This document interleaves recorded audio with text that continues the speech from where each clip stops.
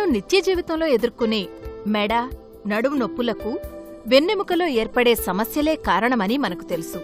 శరీరం సక్రమంగా నిలబడి సజావుగా పనులు చేయాలంటే వెన్నెముక అవసరం చాలా ఉంది. ఈ వెన్నెముకే కేంద్ర నాడీ వ్యవస్థలో ఒక భాగమైన వెన్నుపాముకి రక్షణ కవచంలా ఉండి దాన్ని సురక్షితంగా ఉంచుతోంది. అయితే ఒకేలా ధ్వనిస్తున్నా వెన్నెముక, వెన్నుపాము ఒకటి కాదు. వెన్నెముక కండరాలు, లిగమెంట్లు, జాయింట్లతో కూడిన ఎముకల నిర్మాణమైతే వెన్నుపాము మెదడు చివరి భాగం నుండి కిందికి కొనసాగే నరాల సముదాయం. వెన్నెముక లోపల వెన్నుపాము ఇమిడి ఉంటుంది. ఒక్క మాటలో చెప్పాలంటే శరీరానికి సపోర్టుగా నిలబడేది వెన్నెముకైతే మన శరీరం, మెదడు పనితీరులో భాగం పంచుకునేది వెన్నుపాము. వెన్నుపాము నుండి పుట్టిన పెద్ద నరాలు కాళ్లలోకి, మోచేతుల్లోకి ప్రయాణిస్తుంటాయి. వెన్నుభాగంలో అనారోగ్య సమస్యలున్నప్పుడు మెడ, నడుము, భుజాలకే కాక ఈ నరాల ద్వారా నొప్పులు కాళ్లలోకి, చేతుల్లోకి వ్యాపిస్తాయి. కనుక వెన్నుపాములో వచ్చే సమస్యలు శరీరం మొత్తాన్ని అచేతనంగా మార్చగలుగుతాయి. వెన్నెముకకు, వెన్నుపాముకి ఉన్న అనుసంధానం వెన్నుకి కలిగే అనారోగ్యాలను గురించి తెలుసుకుంటే అలాంటి ప్రమాదాలను రాకుండా నివారించవచ్చు.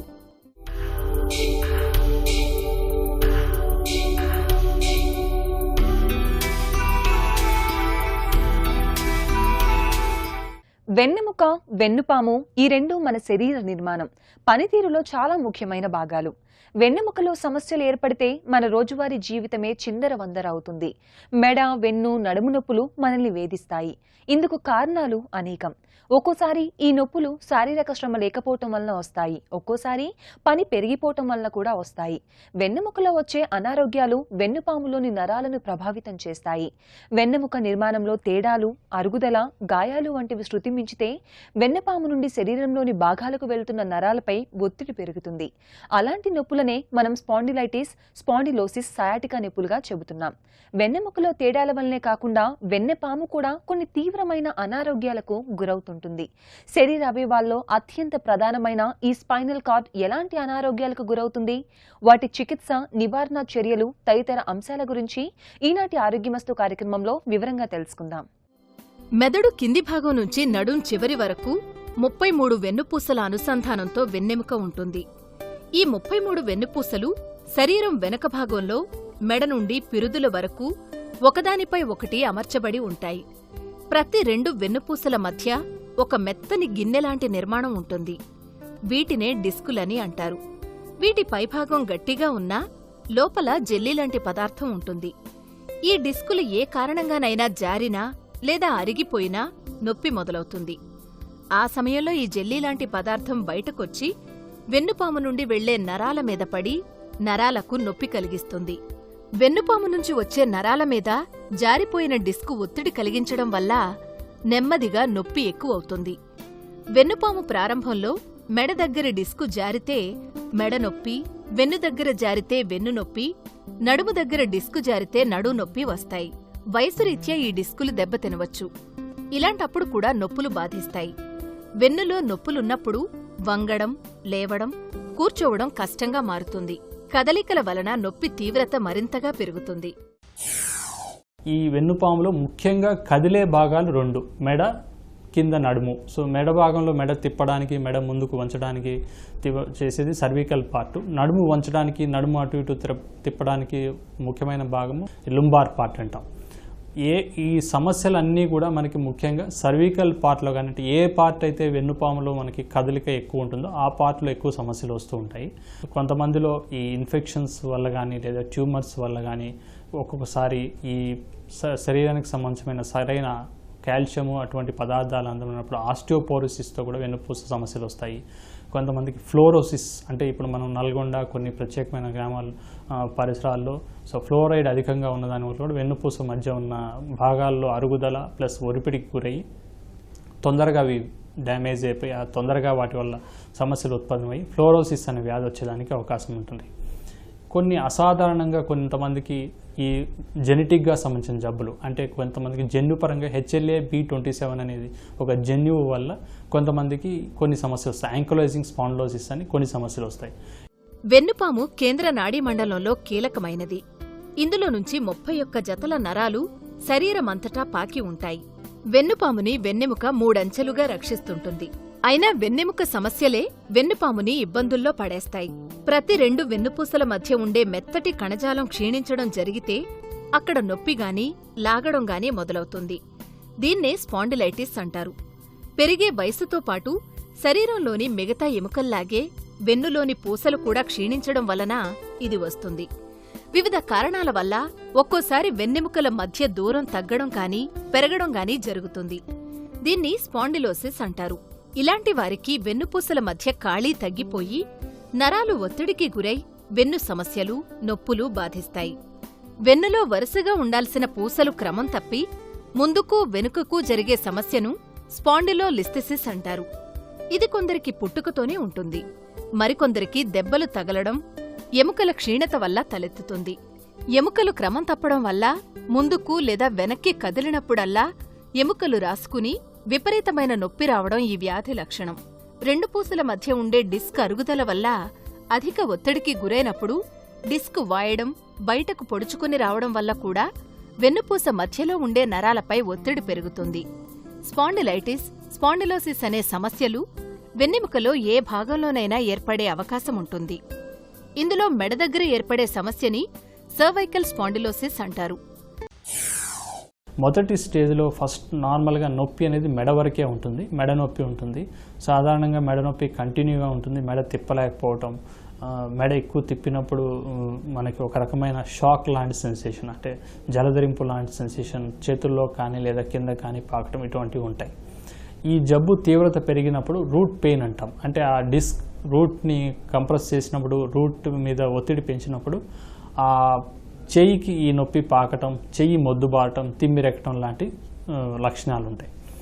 ఇంకా అధికమైనప్పుడు ఏమవుతుందంటే ఆ మోటార్ ఫినామినా, ఇంతకుముందు చెప్పినట్టు మోటార్ వీక్నెస్, అంటే చేతిలో పట్టు తప్పటం, ఇటువంటివి ఉంటాయి.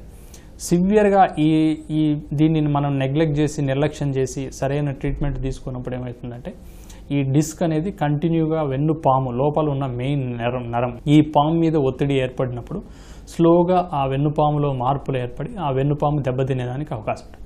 ఆ దెబ్బతిన్నప్పుడు నెక్స్ట్ స్టేజ్లో పేషెంట్స్కి మైలోపతి అంటాం. మైలోపతి అంటే వెన్నుపాముకి సంబంధించిన డిసీజ్. ఆ వెన్నుపాము దెబ్బతిన్నప్పుడు నడక తగ్గిపోవటం, నడుస్తుంటే తూలి పడటం, కాళ్ళు స్టిఫ్గా మారటం, చేతులు స్టిఫ్గా మారటం, ఒక్కోసారి యూరినరీ కంట్రోల్ లేకపోవటం, ఇటువంటి లక్షణాలు ఉంటాయి. దీన్ని లాస్ట్ స్టేజ్లో, అంటే యూజువల్గా ఇది ఇట్లే నెగ్లెక్ట్ చేస్తే ఈవెన్ మనిషి కంప్లీట్గా పూర్తిగా మంచంలో పడిపోయే అవకాశం కూడా ఉండేదానికి అవకాశం ఉంటుంది నిర్లక్ష్యం చేసినది.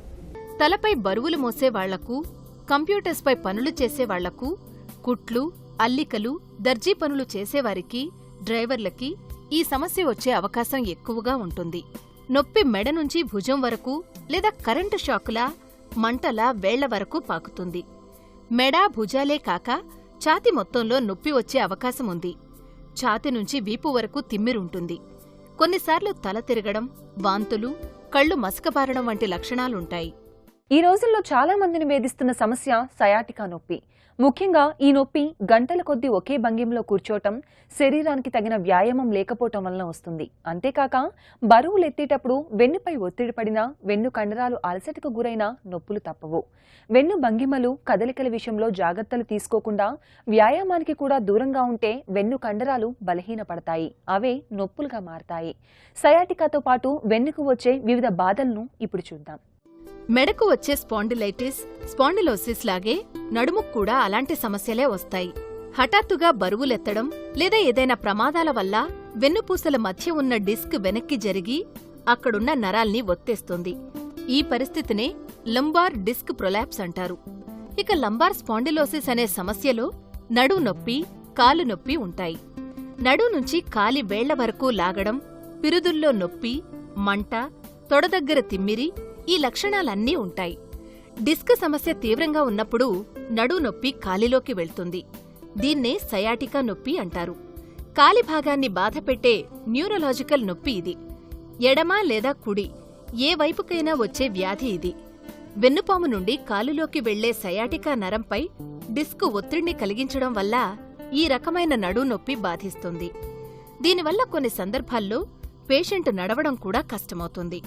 కొంతకాలం పూర్తిగా బెడ్ రెస్ట్ తీసుకునే పరిస్థితి కూడా రావచ్చు. డిస్క్ జారిన ప్రారంభంలో నొప్పి తక్కువగా ఉండి రాన్రాను పెరుగుతుంది.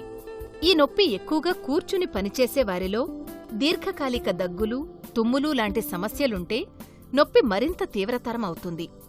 ఎక్కువసేపు కూర్చున్నప్పుడు నొప్పి ఎక్కువ అవుతుంది. సయాటికా నరం ఒత్తుకుపోయిన కాలులో, పాదంలో తిమ్మిరిగా ఉంటుంది. సూదులు గుచ్చుతున్నట్టుగా నొప్పి ఉంటుంది. నొప్పికి నడుము, కాలు బిగుసుకుపోయినట్టుగా ఉంటుంది. కూర్చున్నా, నిల్చున్నా నొప్పి లాగేస్తుంటుంది.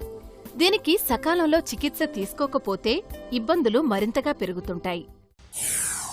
ఈ సయాటికా పెయిన్ సివియర్గా ఉన్నప్పుడు కొన్ని శస్త్రచికిత్సలు కూడా దీనికి ఉన్నాయి. ఈ శస్త్రచికిత్సల్లో మామూలుగా ఓపెన్ ఆపరేషన్స్ ఉన్నాయి. కొన్ని రకాల డిస్క్ ప్రొలాప్స్లో ఓపెన్ పద్ధతి మంచిది.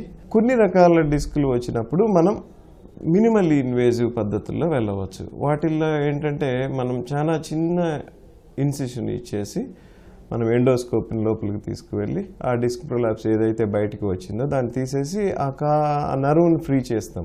ఆ నర్వ్ ఫ్రీ చేసినప్పుడు ఏమవుతుందంటే ఆ సయాటికా నొప్పి తగ్గిపోతుంది. వీటిల్లో 2 రకాల మినిమల్లీ ఇన్వేజివ్ పద్ధతులు మోస్ట్ కామన్గా వాడుతుంటాం. ఒకటేమో ఎండోస్కోపిక్ డిస్కెక్టమీ అంటాం, ఇంకొకటి పర్క్యుటేనియస్ డిస్కెక్టమీ అంటాం.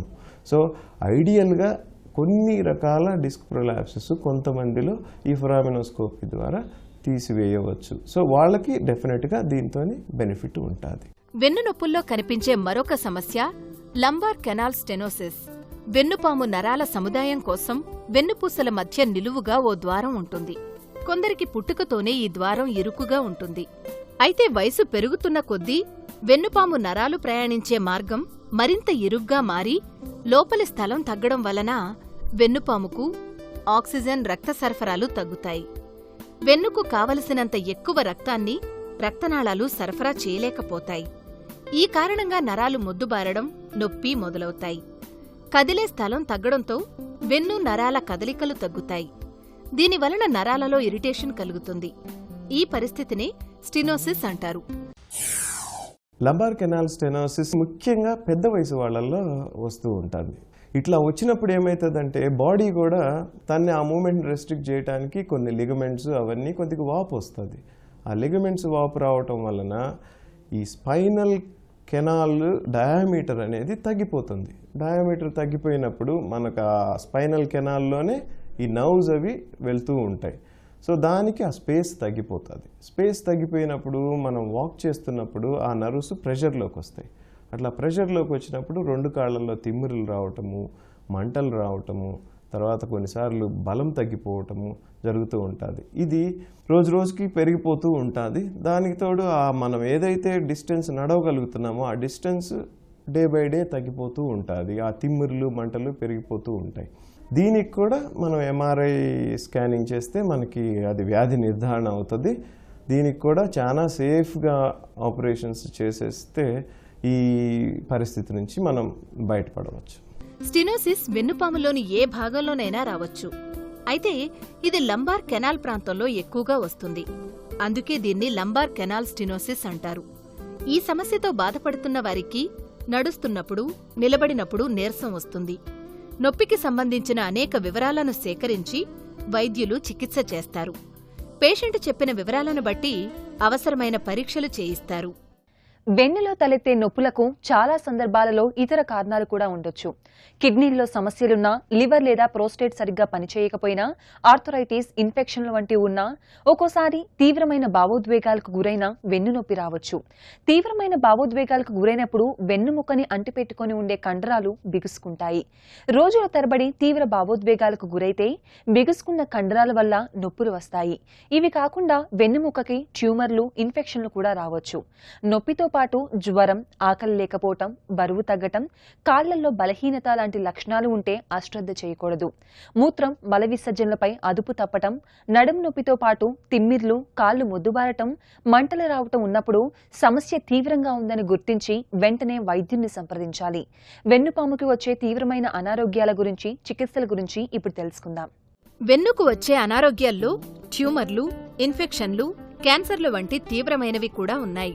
వెన్ను చుట్టూరా ఉండే ఎముకలో లేదా వెన్నుపాములో ట్యూమర్లు వస్తాయి.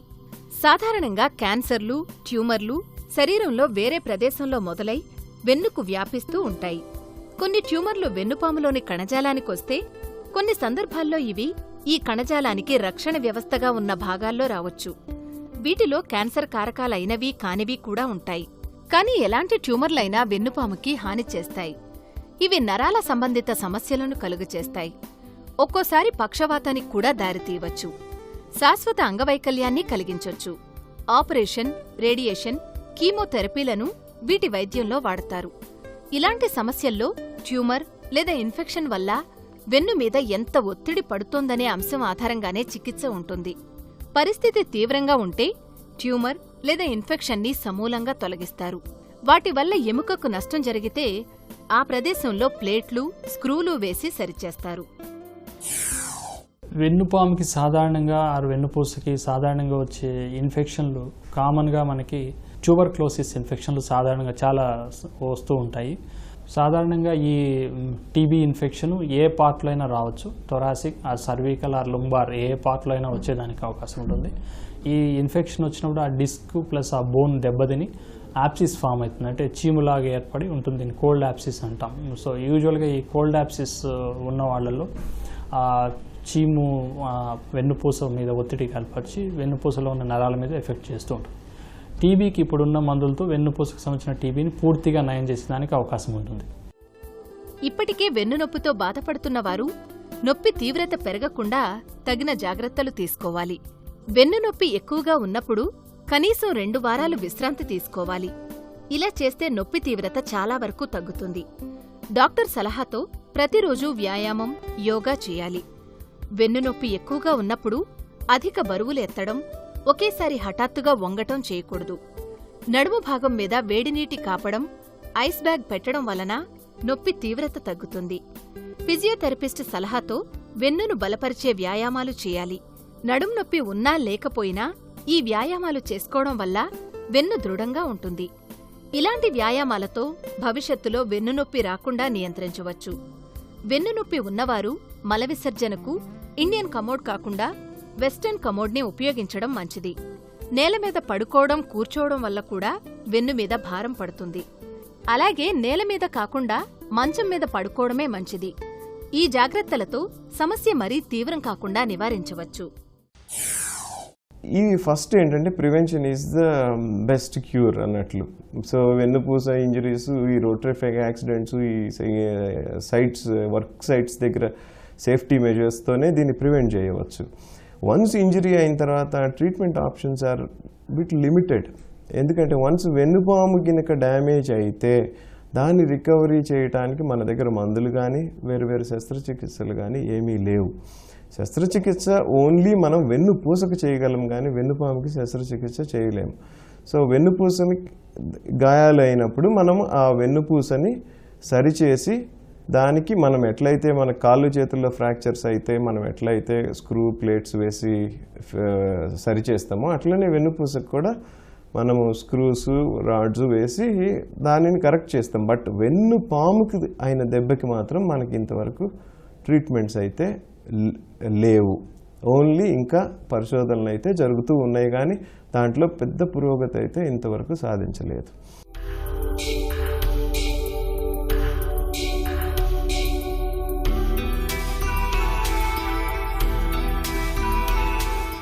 వెన్నెముక ఇబ్బందుల్లో పడితే జీవితమే కుంగిపోతుంది. జీవితమంతా ఆ బాధలను తగ్గించుకునే ప్రయత్నాలతోనే సరిపోతుంది. ముఖ్యంగా నొప్పులతో కలిసి సహజీవనం చేయకుండా కులాసాగా హాయిగా జీవించాలంటే వెన్నుని కన్ను కంటే జాగ్రత్తగా కాపాడుకోవాల్సిందే. కంప్యూటర్పై పనిచేసేటప్పుడు కుర్చీ తగినంత ఎత్తులో ఉండేలా చూసుకోవటం, ఒకే పొజిషన్లో అరగంట కంటే ఎక్కువసేపు కూర్చోకుండా ఉండటం, అరగంటకొకసారి లేచి తిరగటం, శరీర బరువుని అదుపులో ఉంచుకోవటం, అలాగే వాహనాలు నడిపేటప్పుడు, కూర్చొని పనిచేసేటప్పుడు శరీర భంగిమ సరిగ్గా ఉందా లేదా చూసుకోవటం చాలా అవసరం. వెన్నును అంటిపెట్టుకున్న కండరాల బలహీనం కాకుండా ఉండేందుకు రోజు వ్యాయామం చేయాలి. ఈ జాగ్రత్తలతో వెన్ను సమస్యలను చాలా వరకు నివారించవచ్చు. నేటి ఆరోగ్యమస్తు కార్యక్రమం ఇంతటితో ముగిస్తూ మరొక కార్యక్రమంతో మరొక హెల్దీ టాపిక్తో మళ్ళీ కలుద్దాం. Stay healthy, be happy. ఆరోగ్యమస్తు కార్యక్రమాన్ని ఆన్లైన్లో చూడాలనుకునేవారు www.youtube.com/etvlifeindia, అలాగే www.facebook.com/etvlifeindia, అలాగే ట్విట్టర్లో చూడాలనుకునేవారు www.twitter.com/etvlifeindia అని టైప్ చేసి ఈ కార్యక్రమాన్ని చూడొచ్చు.